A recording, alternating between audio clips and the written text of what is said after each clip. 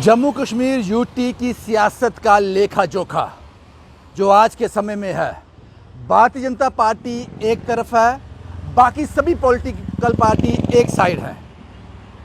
आज national conference, Congress, PDP और पार्टियों ने मिलकर एक धरना प्रदर्शन किया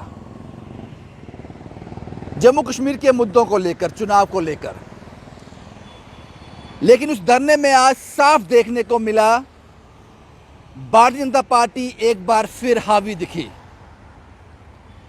उस धरने में लोगों की भीड़, ये सभी पार्टीज मिलकर भी लोगों की भीड़ नहीं जुटा पाई, लोगों के दिलों तक नहीं पहुंच सकी, ये कह सकते हैं।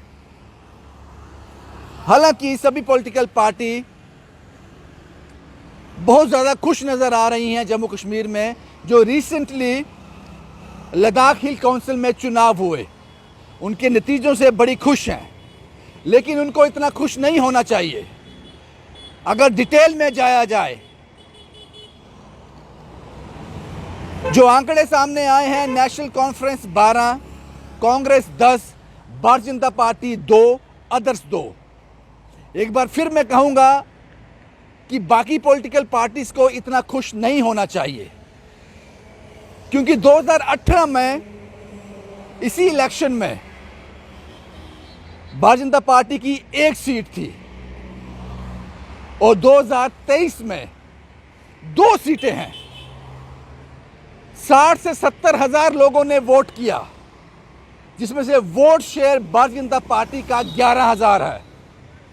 7 ऐसी सीटें हैं यहां पर बड़ी मार्जिनलाइज जीत दर्ज की है बाकी पॉलिटिकल पार्टी ने। ये कह सकते हैं कि भारतीय जनता पार्टी बड़े कम मार्जिन से हारी है।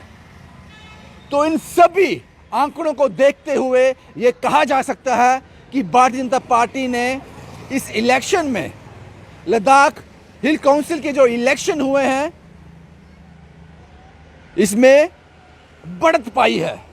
जो पुराने आंकड़े थे उससे उभर कर सामने आई है। तो फिर खुशी किस बात की? बाकी पॉलिटिकल पार्टी किस बात का जश्न मना रही हैं? भारतीय जनता पार्टी ने गेन किया है। तो यह समझना होगा, यहां पर यह कहा जा सकता है कि जम्मू कश्मीर यूटी में एक भारतीय जनता पार्टी बाकी सभी पॉलिटिकल पार्टी से जो उसके अगेंस्ट, उसके सामने खड़ी हैं, उन पर भारी है। और असेंबली चुनाव को लेकर जब भी वो अनाउंस होंगे, जम्मू कश्मीर यूटी में होंगे, तो आपको सबसे ज़्यादा डरने की ज़रूरत है भारतीय जनता पार्टी से। हालांकि इन सालों में बहुत से ऐसे इशू हैं जिससे लोग नाराज़ भी हुए, सड़कों पे भी आए, लेकिन इन सब के बावजूद भी भारतीय जनता पार्टी का एक दबदबा, एक होल्ड लोगों के दिलों तक वो पहुंचे हुए हैं।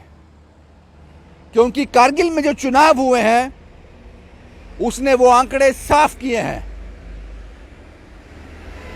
इसलिए जो जितनी भी बाकी पॉलिटिकल पार्टीज हैं जम्मू कश्मीर यूटी में, कांग्रेस, एनसी, पीडीपी और भी जमातें, आपको भारतीय जनता पार्टी को इतना हल्के में लेने की जरूरत नहीं है।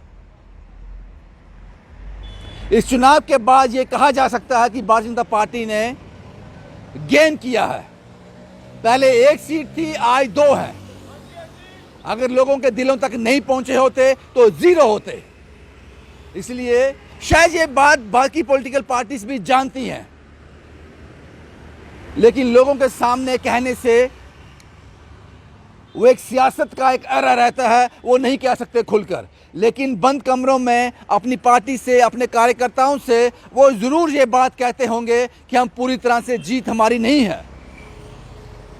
जम्मू कश्मीर यूटी में सबसे बड़ा खतरा सभी पॉलिटिकल पार्टी को भारतीय जनता पार्टी से है। उनकी जड़ें अभी भी गहरी हैं।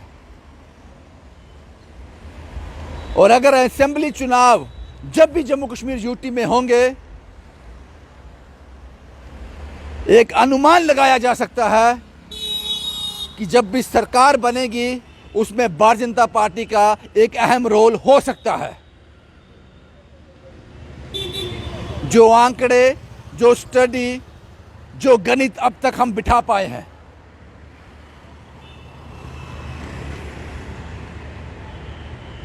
सभी सियासी जमातें एक तरफ और भारतीय जनता पार्टी एक तरफ पूरे जोश के साथ, पूरे दमखम के साथ, पूरे कॉन्फिडेंस के साथ आज भी ये कह रही है जब भी असेंबली चुनाव होंगे सरकार भारतीय जनता पार्टी की होगी, chief minister Bharatiya Janata party का होगा। तो मुझे लगता है कि इस बयान से, इस स्टेटमेंट से बाकी पॉलिटिकल पार्टीज को आंख नहीं मूंदनी चाहिए। जो उन्होंने कहा वो हो भी सकता है। शुभम कुमार के साथ Ravindra Singh, the state sentinel के लिए।